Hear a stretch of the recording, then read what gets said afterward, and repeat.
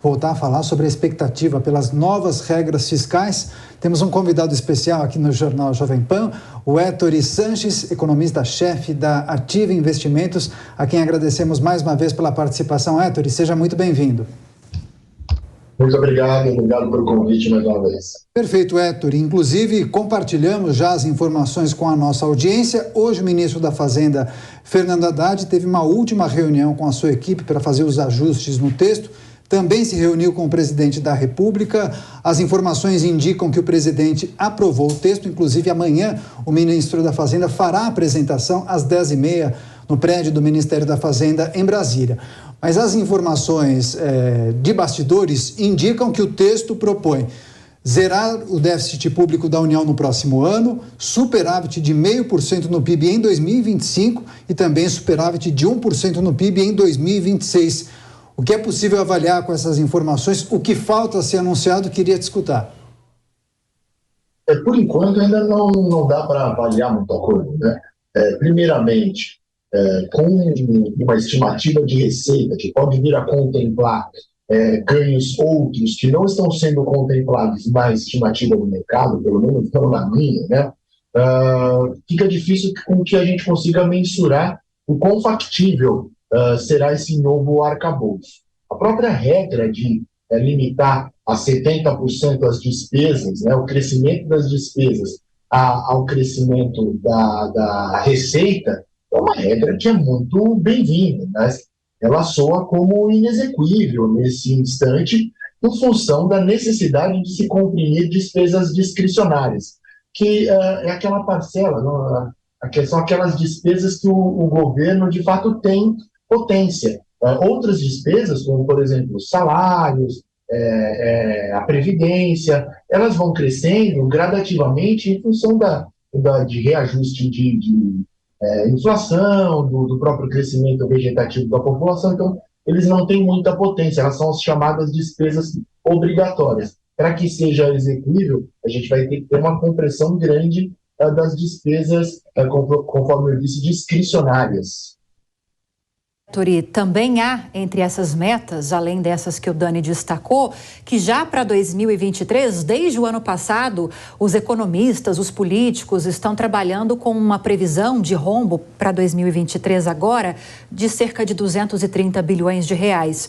Agora, entre essas metas está um rombo previsto de cerca de metade disso, de 100 bilhões a 120 bilhões de reais. Isso foi falado, inclusive, nesta semana pela ministra do Planejamento, Simone Tebet. Agora, de que forma, levando-se em consideração todas essas movimentações e informações que nós temos em relação a esse arcabouço fiscal, as discussões ainda preliminares da reforma tributária, será que vai ser possível essa previsão se consolidar para 2023? O que você espera? Aqui na Ativa Investimentos, a gente tem uma projeção de 117 bilhões de déficit para esse ano, né, no caso do governo central. Nós não temos nenhuma expectativa de receita extraordinária para esse ano. Esse ano apenas um crescimento vegetativo natural, ao passo que as despesas elas sofrem um avanço que também é natural na esteira do que foi prometido, ou pelo menos do que foi já conseguido na PEC do ano passado de transição. Então isso vai fazer com que haja uma expansão das despesas e, consequentemente, a gente tenha esse déficit de 117 bilhões. De fato, aquele 230 que estava no PILOA, depois veio para o LOA, ele estava desatualizado, utilizava parâmetros que não eram tão reais assim, ou pelo menos não se mostraram tão reais quanto a realidade acabou se impondo, mas o fato é que pode ser que nesse arcabouço, seja divulgado amanhã, algo de excepcional seja considerado. Como você mesmo pontuou, a reforma tributária ela pode vir a trazer um grande retorno para a nação. Se isso for considerado, mesmo sem passar, acaba gerando uma facilidade muito grande de uma perspectiva fiscal melhor. Só que eu tenho dificuldade ainda de enxergar como é que esse arcabouço vai conseguir estrangular o projeto do Executivo, que quer expandir, que quer, na verdade, continuar crescendo, né? O próprio presidente da República já falou, olha, saúde, educação, eles são investimentos, não podem estar dentro de um teto. Outros investimentos no setor imobiliário, está todo mundo dizendo em fazer investimento, retomar o investimento no país para fazer o país crescer, ao passo que a inflação, no caso do governo, pode vir até ajudar, ampliando um pouquinho a receita mediante essa vontade, né, essa pretensão expansionista que tem o governo atualmente. Pois é, agora, Héctor, para encerrar, anteontem a gente entrevistou aqui no Jornal Jovem Pan o deputado federal Pedro Paulo, do PSD do Rio de Janeiro, ele que já apresentou um projeto de arcabouço fiscal alternativo, mas que prevê o controle de gastos baseado justamente na dívida pública. Queria um rápido comentário acerca dessa alternativa, se isso poderá ser aglutinado ou se o projeto de Fernando Haddad poderá ter um dispositivo justamente para contemplar o controle de gastos baseado na dívida pública, e se você tem receio desse projeto de amanhã, que será anunciado amanhã, de ser procíclico, ou seja, de permitir que o governo gaste mais dependendo da trajetória da economia. Seria um risco? Vou começar respondendo de trás para frente. Esse projeto, né, na minha concepção, ele é procíclico. Então, se a receita sobe, os 70% que limita sobe e o governo pode gastar mais. Ao passo que se a receita cai, os 70% cai também, é um percentual, né, disso. Então, assim, ele acaba intensificando aquele caráter contracíclico que eles haviam dito, que iriam tentar trazer nesse arcabouço, pelo menos não é nesse limitante.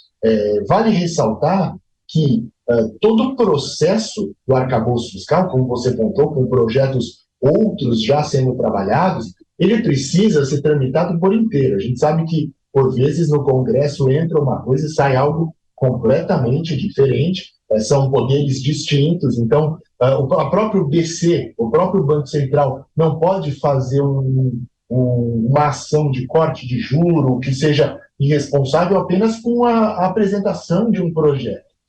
Eu entendo que o projeto do Pedro Paulo ele seja para fomentar o debate, porque a prerrogativa de apresentar um projeto de lei que venha substituir o teto, ela é exclusiva do presidente de acordo com a emenda à Constituição de transição.